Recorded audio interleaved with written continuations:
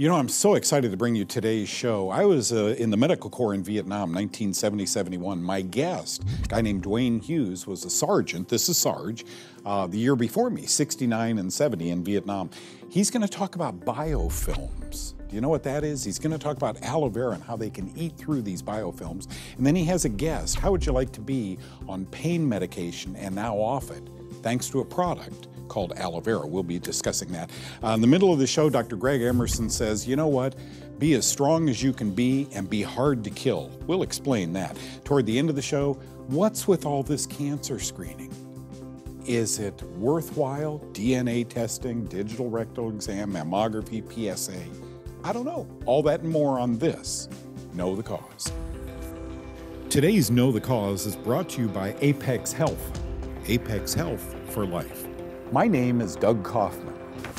For the past 40 years, I've dedicated my life and even my career to finding the root cause of disease. Join me in a team of physicians, pharmacists, and scientists, and soon you too will know the cause.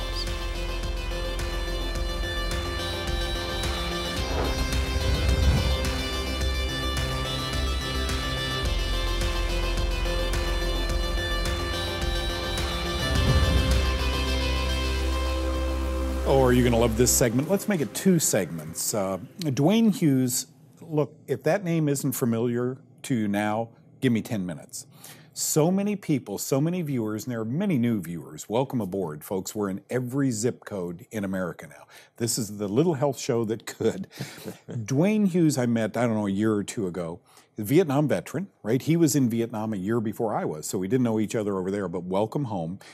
3 months before he got drafted back, 50 years ago, he married his wife. And Sharon and he have now been married 50 years, and I got to show this.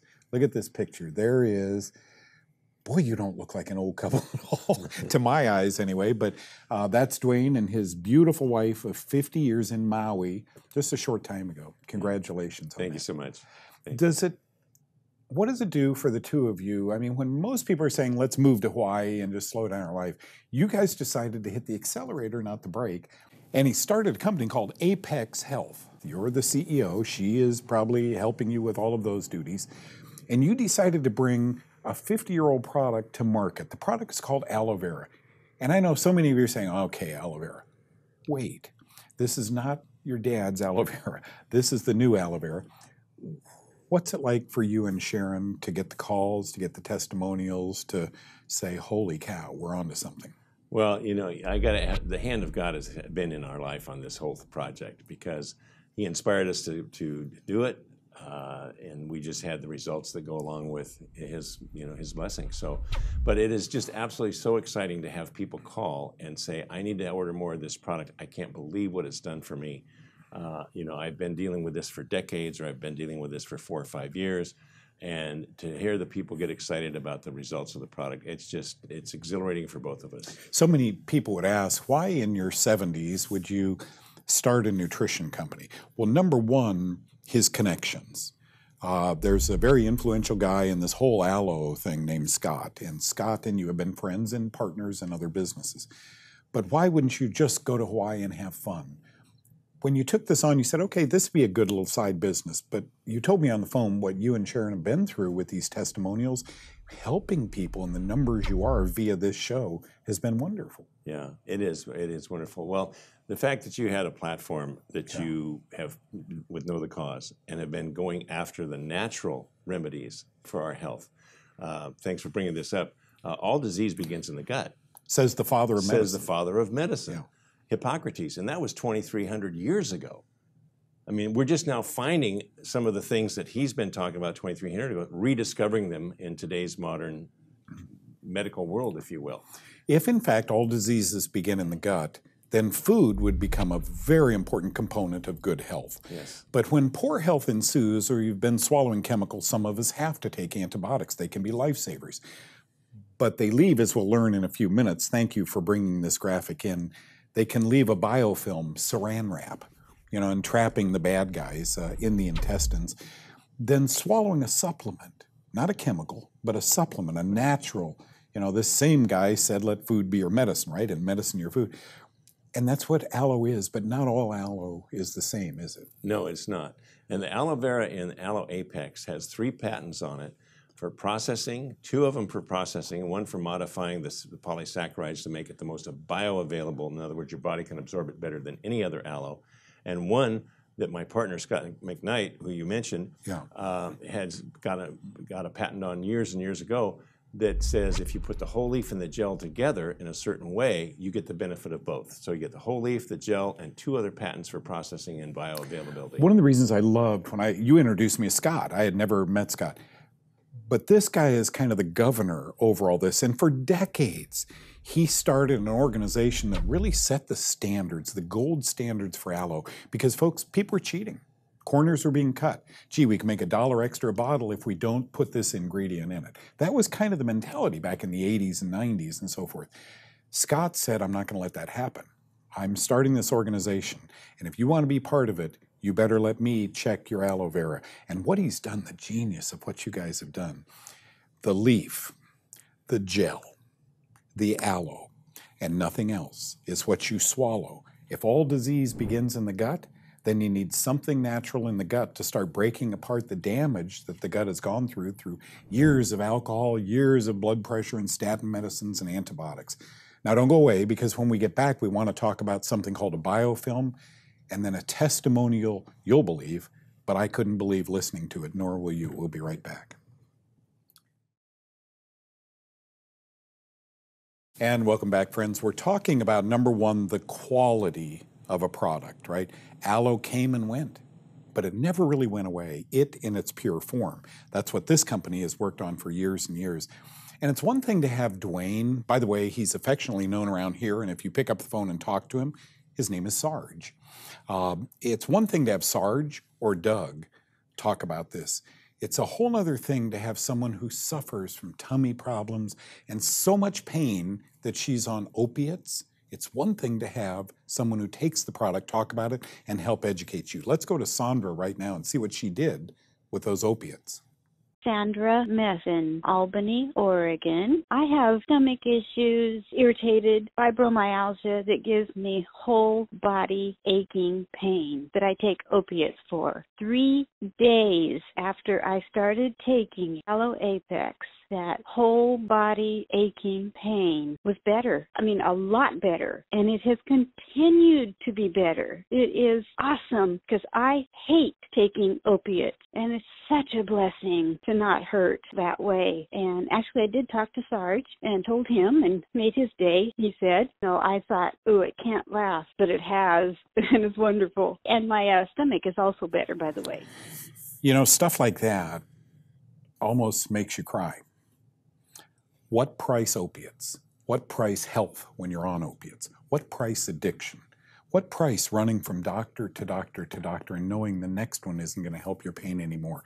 What price turning on the TV, watching Sarge, watching Dwayne, and saying, what have I got to lose? I'm going to try it. I guess that what Sandra had was probably lots of biofilms in her body, and she needed something to gobble them up, enzymes. Yeah. Well, we have a slide about biofilms that you mentioned. This is the bacteria in the gut, and of course, as Hippocrates says, you know, all your health is in the gut. That's where your body is really, and that's where the diseases start if you have problems with, for example, biofilm. This is this sticky substance here that gets around bacteria, and the bad bacteria specifically, and that sticky substance is like a shield that prevents the good bacteria from getting in there and killing it. Well, when you get your stomach in order, you get rid of things like inflammation. And inflammation is a part of this biofilm problem in the bad bacteria. Well, it goes throughout the entire body. And it even gets into all your joints. You have inflammation throughout your whole body. Sandra was saying that, you know, I have this ache throughout my whole body. Yeah. Well, when you can get rid of the inflammation, it does. It just absolutely helps your body to get back to normal. And that biofilm actually can grow on your teeth. If you feel that slimy substance on your teeth, it's actually protection against plaque being taken off. So having that biofilm on your teeth gives you problems with your teeth. Well, they've also found that if you have problems with your mouth, you're also going to have problems with your heart, because the bacteria and the disease that happens under that biofilm can affect your heart. You swallow it, it gets down there, it gets in the blood system or your bloodstream, and then you have problems.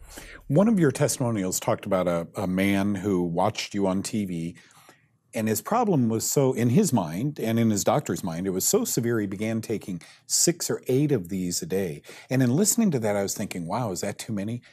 This is like Italian parsley. It's like carrots. It's a food. I mean, aloe is a plant. Yeah.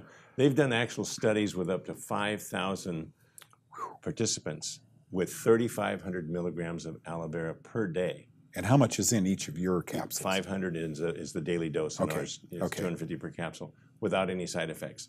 So it's not a problem to take more than and people that have had problems will end up taking more, and they call and ask, can I take more? Yes, you can. The recommended is before dinner and before breakfast. And one of the things is to take it a little bit before so it can get in the system and start breaking down that biofilm. Have we piqued your interest? How do you get this? You get Here's the phone number, right? Sure. You get it by going to the phone number on the screen or to aloeapex.com/KTC and make sure you put in the KTC. It'll get you on the landing page with the discounts for the first order. Percentage 25% off. You've had people order 10, 12, 15 of these because, folks, as we say in Texas, when you find a good horse, you ride it. Now a favor before I let him go. Would you bring your wife out next time and let us meet her and let her tell us about what's going on there at the business? These testimonials must bring the two of you to tears from time to time. You're about right. Sharon's a lucky woman. We start to emote as soon as we get to, if somebody has a decade-long problem that we can solve by having them take this product is just so exciting. Amen. You two are a lucky couple. Thanks. Thank you. Thank you. All right. My physician friend, Dr. Greg Emerson, Brisbane, Australia, says, make yourself hard to kill. So watch this. Then right after, what's with all these cancer screenings?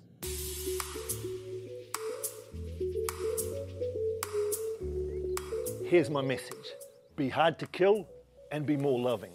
Optimal health is about continuous learning and continuous improvement. It's about pushing ourselves. It's about never giving up. It's about never being out of the fight. It's about not accepting that nothing can be done. It's about not accepting mediocrity, not accepting that it can't be fixed, not accepting that the job's too hard. I've been fortunate to train in survival with Australian SAS personnel, and I'll be heading to the US soon to train with US Special Forces. If I want to get better, stronger, faster, healthier, more resilient, and harder to kill, I will look to those who are getting the results. I'll seek them out and learn from them. I won't start the fight when I get sick. I'm fighting now so I never have to fight. It's what the best of the best do. It's what they've always done. This is Dr. Greg Emerson with Doug Kaufman at Know the Cause Studios. And welcome aboard. Thank you so much for joining us. By the by, thanks for telling your friends about Know the Cause. Folks, 19, 20 years ago, we had no idea this show could go this long, but it has. And it hasn't because of me, its humbled host. It has because of you. You're fascinated by what I'm teaching. You're telling your friends, look, there's a common thread in most illness, and it's mold. And the medical community doesn't know this yet. Oh, they will one day. Maybe 10 more years on the air, I'll be able to help with that. Today, I want to talk about cancer screenings, okay? Here you go. Early cancer detection, like screening mammograms or mammography, the prostate-specific antigen and the digital rectal exam for men, and then DNA testing for mutations like BRCA1, BRCA2. I'm going to do a whole show in the future on DNA testing for mutations like breast cancer. Folks, here's the bottom line. We are telling women to get these genetic tests to see if they have BRCA1, BRCA2. Don't let me judge anybody, okay? Because that's pretty fearful. If mom and grandma had breast cancer, I might want to do that test myself.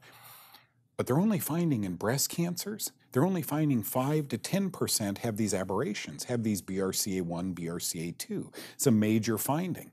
And yet, a lot of women are having bilateral breasts taken off because of a blood test. So just be careful. That's what I'm trying to teach today, okay? Let's talk a little bit about screening mammography. Yearly mammograms, this was from a major journal.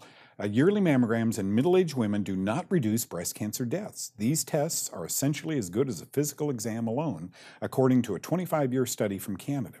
The study included 90,000 women aged 40 to 59. The same number of women died of breast cancer whether or not they underwent yearly mammography or not. I mean, I don't know what to do with that. I know that lots and lots and lots of my friends, old people, don't get mammograms. And I'm not telling you to do that.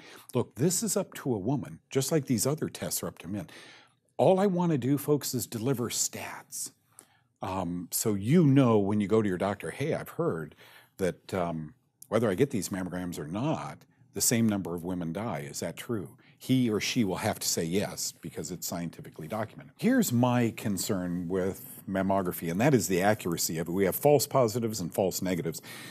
More than 50% of women, more than 50, is that 80%? More than 50% of women screened annually for a decade will experience a false positive result. Maybe one or two of you women have. Many of these women will have a biopsy, which of course is unnecessary since they didn't really have cancer at all.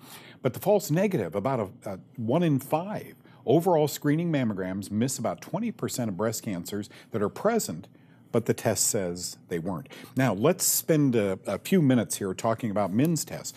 PSA, prostate-specific antigen, and digital rectal exam. Both of these are common tests that men undergo to diagnose their prostate cancer. The FDA approves the PSA test in the year 1994, and folks, I think that was a bad thing. In approving the PSA test, the FDA relied heavily on a study that showed that the PSA test could detect 3.8% of prostate cancers.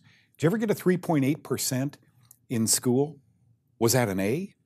It was a flat-out F. As a matter of fact, your teacher may just stand up and talk about what a fool you are for getting a 3.8%. And yet this test has prevailed for decades. 3.8%. Why did they approve it?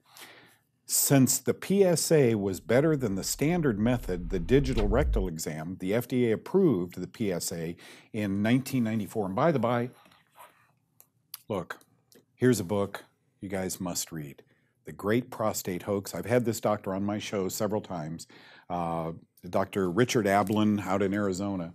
He's an immunologist. He's a bright guy, and he's the doctor that discovered the PSA. Okay, $3 billion a year is spent on PSA screening. Folks, some pregnant women have high PSAs, so the name is wrong. Prostate specific? I don't think so. No pregnant woman, no woman has a prostate. What does this test measure? You know, a friend of mine, Dr. A.V. Costantini with the World Health Organization, died a few years ago, but he gave pretty compelling evidence that what the PSA was measuring is enzymes made by 5 different sac-forming fungi. When we have a high PSA, does it mean we have a systemic fungal? I don't know, but we got to start thinking that. I'm not going to stop this. When I get back, I'll continue. And once again, as I'm talking about cancer screenings, don't let me ever make the decision for you. When you have a big decision to make, gosh, I've just learned I have cancer, what do I do?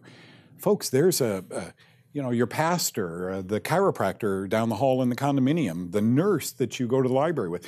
Form a group of people whom you trust and maybe make this show part of it, but not all of it. You have to decide about mammograms. You have to decide about the PSA test, okay? A couple more things I want to talk about. Digital rectal exam, is it on or off? And here's what current medical research and opinions, look at the year, 2016 says. The evidence suggests that in most cases, it may be time to abandon the digital rectal exam for cancer. You know how accurate it is? If you have 100 men with prostate cancer and you do a digital rectal exam on all 100, you'll be able to detect 1%. That's why the PSA at 3.8% was approved by the FDA.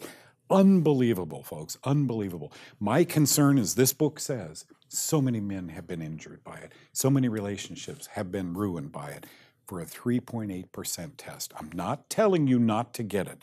I'm telling you to know the facts. The question has to be, should a man have a PSA test? Again, not my decision, but here's what, and check the year out. 2008? Wait a minute. How many years ago was that? The American College of Preventive Medicine said this, insufficient evidence found to recommend routine prostate cancer screening. Did that stop our doctors? Folks, medicine is very slow to evolve. Remember that prostate screening is a $3 billion a year industry. I happen to be a guy, and you know that from watching my show, who has never had a digital rectal exam. I haven't had a PSA. I know if I veer from my diet too far, ooh, that feels like a prostate problem. I'm going to stop and get back on my clean diet, my supplements, and so forth. I'm not the kind of guy who runs from doctor to doctor. I've worked with doctors hand in hand in operating rooms, in battlefields, and I want to stay well for as long as I can without running from doctor to doctor. Quality longevity is what it's all about, not longevity. I don't want to live to be 100 if I have prostate disease at 50, okay? So, next. PSA testing. So Doug, is it off or on? Should every man have a PSA test? Look at the Canadian Medical Association. This is a big group a few years ago. New prostate cancer screening guidelines recommends not using the PSA test. Evidence shows an increased risk of harm and uncertain benefits. Can I get an amen? It's absolutely amazing, folks. Should we all be routinely screened for cancer? Okay, let's go to the American Cancer Society and see what it says. Otis Brawley, I love this guy, and let me quote him. "We don't want people to panic," says Dr. Otis Brawley, Chief Medical Officer of the Cancer Society. "But I'm admitting that American medicine has overpromise when it comes to screening.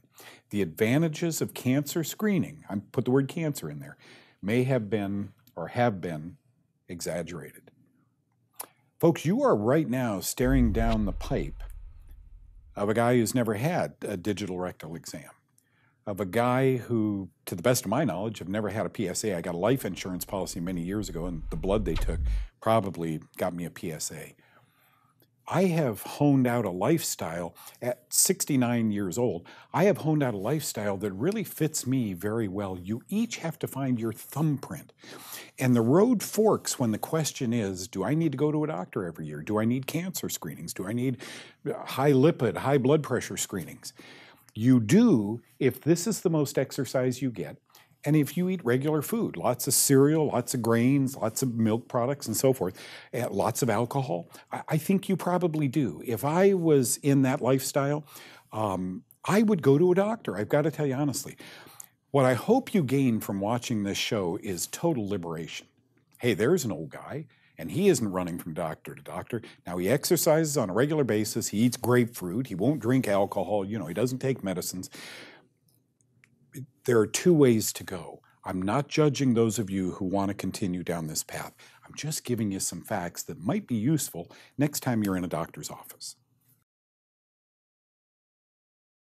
Hey, thank you, Dwayne Hughes, Sarge, for coming in today and teaching us a little bit about when you mix the gel with the skin of the aloe itself, what a product. Thank you also, Dr. Greg Emerson. Can you be hard to kill? Man, that guy is. And finally, cancer screening, folks. Always talk to your doctor, but please think this through. We'll see you next time. God bless you guys. Thanks for joining us. Bye-bye.